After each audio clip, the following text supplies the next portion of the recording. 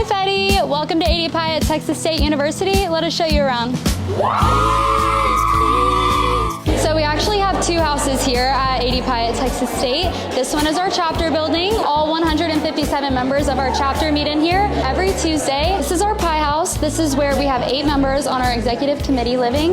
This is our formal living room. So this is where girls will do homework, they'll read books, they'll hang out and chat. And then right over here is our formal dining room. So this is where we'll have plenty of team meetings. This is our informal living room. Here we'll have tons of sister events. We'll have bachelor watch parties, Dancing with the Stars watch parties. So this is our chapter kitchen. We have members prepare food in here whenever they're hosting events. Here in the house, we have 2 double rooms, 1 triple room, and then we have the president's suite. And then of course, we have our house Fetii flag. So we have 2 wraparound porches, one downstairs and one up here where our house girls like to hang, drink coffee, and debrief. Thank you for stopping by, Fetii. And don't forget, all the best go AD Pi! Go, go, go! Go Alpha Delta Pi!